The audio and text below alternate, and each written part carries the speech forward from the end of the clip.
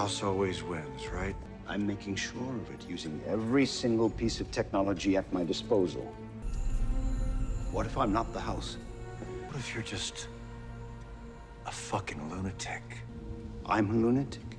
Yeah. There are two kinds of Fallout fans. The ones who watch an episode and walk away talking about the explosions, the betrayals, and the deaths. And the ones who freeze frame. The ones who know Fallout never wastes a detail. And in Season 2, Episode 5, the show drops one of the most important details it's ever dropped. Not a monster, not a reveal, not a speech, a helmet, a cold metallic cap. The kind of thing most people glance at and move on. But if you've lived in Fallout long enough, you don't move on because you instantly feel it. That chill in your spine that says, that is not a random prop. That is a mechanism. And the moment Robert House puts it on, Fallout stops being a wasteland survival story and becomes something else. Because that helmet doesn't represent protection, it represents connection, it represents control, it represents the moment a man stops being a man and becomes infrastructure. In Fallout New Vegas, Robert House is not a normal ruler. He doesn't sit on a throne, he doesn't walk the strip waving to the people, he isn't out there in a suit shaking hands, because House doesn't rule through presence, he rules through systems. House's body in New Vegas is preserved in a sealed chamber inside the Lucky 38. His real existence is reduced to something fragile, controlled, unnatural, but his mind is everywhere. His mind reaches out through the Lucky 38, through the strip, through machines, through Securitrons, through networks. And the most important part of House's power is not that he survives, it's that he connects. In New Vegas, House is essentially a brain attached to a city. That's what makes him terrifying, because you can't just defeat that with a gun. You don't outmuscle a network. You don't punch a system.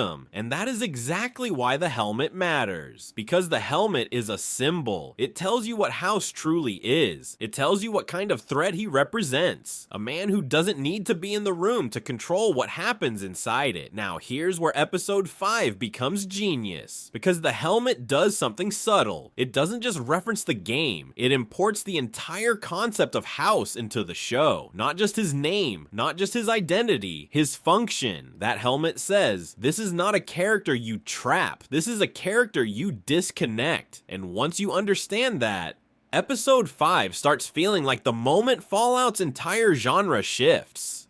Because a villain with guns is simple. A villain with control of machines. That's another level. That's civilization level. That's endgame level. You're not fighting a person. You're fighting the future. So let's walk through what the helmet is telling us, without making up anything the show hasn't earned. We see House, we see the helmet, we see him wear it. We don't get a line like, this will connect me to the Lucky 38. We don't get exposition, but Fallout doesn't need to explain it because the helmet is already a language. And when the show speaks the game's language this clearly, it's doing it with intent. This is the same series that hides meaning inside brand names, inside pre-war posters, inside terminal screens, inside the way a character glances at a door before walking through it. So if the show is willing to import that helmet with that design, it's telling you House's relationship with technology is not optional. It's not cosmetic. It's essential. He is not just a man who has gadgets. He is a man whose life is bound to them. And that matters because Episode 5 is not a normal episode. Episode 5 is a hinge episode. It's one of those episodes where the show stops asking, can our characters survive today? And starts asking, can they survive the forces behind today? Because the show is looking back into the pre-war world and revealing something that Fallout has always hinted at. The apocalypse wasn't just a collapse, it was a controlled demolition. And if House is a man who saw that coming and built systems to survive it, then he isn't just reacting to the apocalypse, he's part of its blueprint. And that is where the helmet becomes darker, because the helmet doesn't just mean House is smart, it means House has already separated his mind from his body, and that is the first step toward becoming immortal in the Fallout universe. Not in the magical fantasy sense, but in the corporate, disgusting, clinical sense. Fallout immortality is never beautiful. It's always a trade, a sacrifice, a loss of humanity in exchange for permanence. And that helmet represents the price of staying in control forever. You don't get to be the ruler of tomorrow without cutting yourself away from normal life. So when House puts the helmet on, it's not a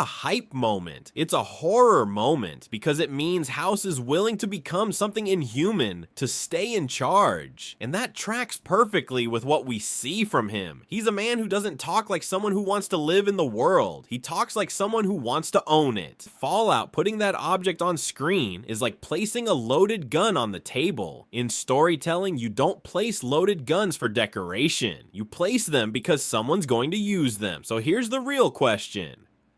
Episode 5 asks, if House is being introduced with the language of connection, what does he connect to? Let's get cinematic, because when most people think of Fallout, they think the wasteland is the main villain. Radiation, raiders, mutants, monsters in the dust. But the longer you stay in Fallout, the more you realize the real villain is the part of society that survived. The part that stayed clean. The part that kept making plans. The part that never stopped playing God. That's why Vault Tech is terrifying. That's why experiments are terrifying, because even after the bombs, someone is still running the program. House is the kind of figure who doesn't just survive the apocalypse, he tries to manage it. He tries to steer it. He tries to turn chaos into order. And in Fallout, order is just another word for control. So the helmet doesn't tell us House is weak. It tells us House is prepared. Prepared in the way only pre-war monsters can be prepared. Prepared like he's been waiting for the world to burn, because he already has the firewall installed. House is not scary because he's violent. House is scary because he's stable. In a world where everyone breaks, House stays clean. In a world where everyone improvises, House executes. And in a world where everybody is fighting to survive the moment, House is building for the century. So in episode 5, that helmet becomes symbolic of the difference between two types of power, the wasteland power and the pre-war power. The wasteland power is brute force. The pre-war power is systems. One is loud, one is silent, and the silent one always wins eventually, because systems don't need to punch you. They just need you to depend on them. And that's where House becomes the perfect representation of Fallout's deepest horror, because House isn't just a villain or an ally. He's a choice. He's Fallout's version of the question, would you rather have chaos or control? And the terrifying part is, the moment you get tired of chaos, you start wanting control. That's how Fallout traps you. That's how it traps characters. That's how it traps viewers. And the helmet is the reminder that House offers something seductive, stability, safety, infrastructure, but it comes at a cost measured in freedom, a cost measured in humanity, a cost measured in the fact that under House, you don't get to be a person. You get to be a citizen, a unit, a variable in his equation.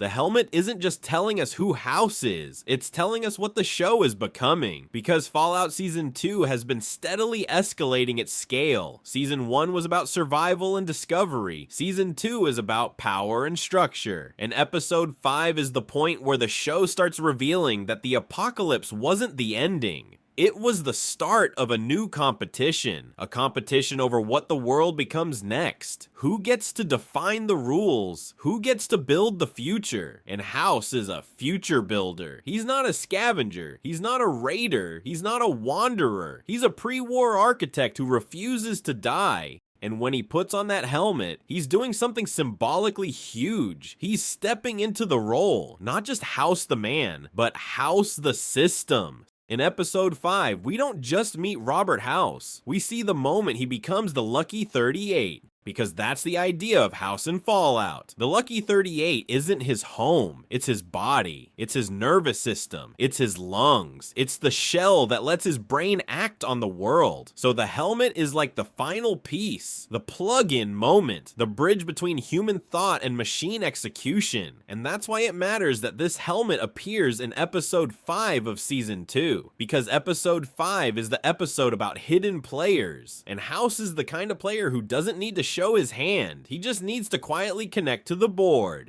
This is the first time the show has visually confirmed the New Vegas style interpretation of House's existence. It is a commitment. It's the show planting a flag that says, we're not doing a random Vegas cameo. We are doing the real Robert House.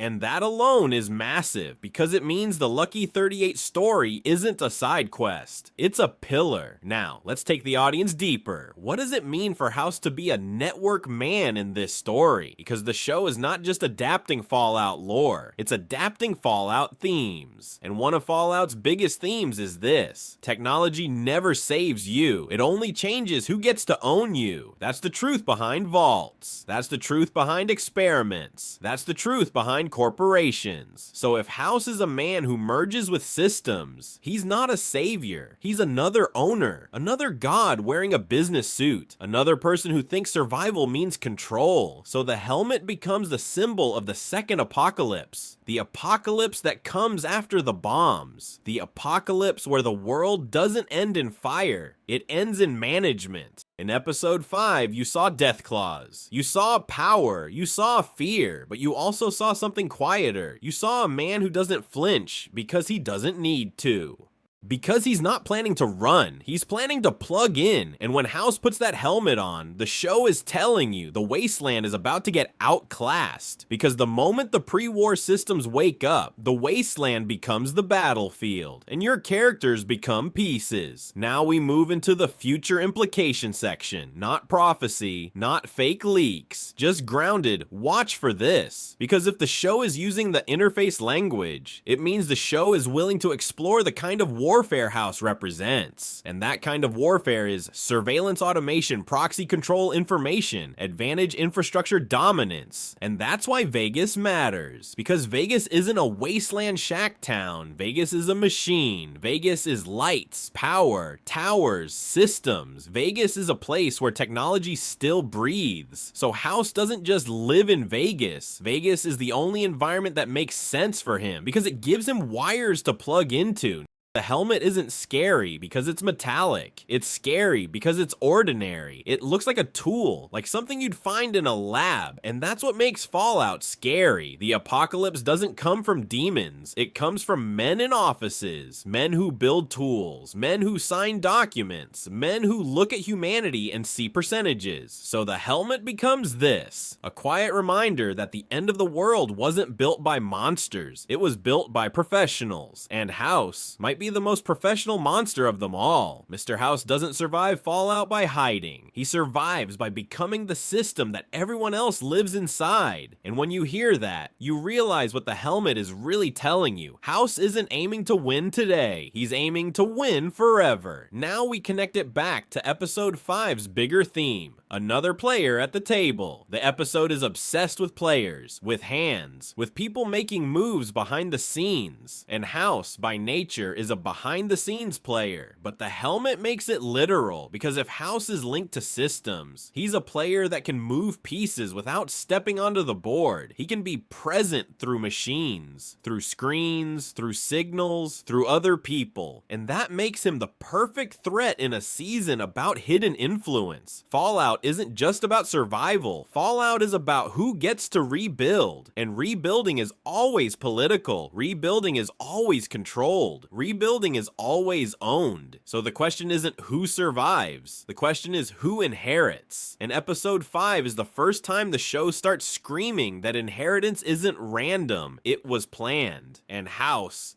is one of the planners. So the helmet becomes the inheritance symbol. The crown. Not a crown of gold. A crown of wires, a crown of circuitry, a crown that says, I don't need armies, I need access. Episode 5 didn't show you the helmet for nostalgia. nostalgia. It showed you the helmet to reframe Robert House, to show you the truth. This man isn't trying to survive the wasteland. He's trying to replace it. He's trying to rebuild civilization in his image. And when he puts on that helmet, it's the moment he reminds the world what he really is. Not a survivor, not a king, not even a villain, a system. And in Fallout, the moment a man becomes a system, you stop fighting a character. You start fighting the future. So the next time you see Robert House, don't ask what he wants. Ask what he's connected to. Because the day House plugs in, the wasteland doesn't get safer. It just gets owned. And if you thought the apocalypse ended when the bombs fell, Fallout Season 2, Episode 5 just warned you. That was only the beginning.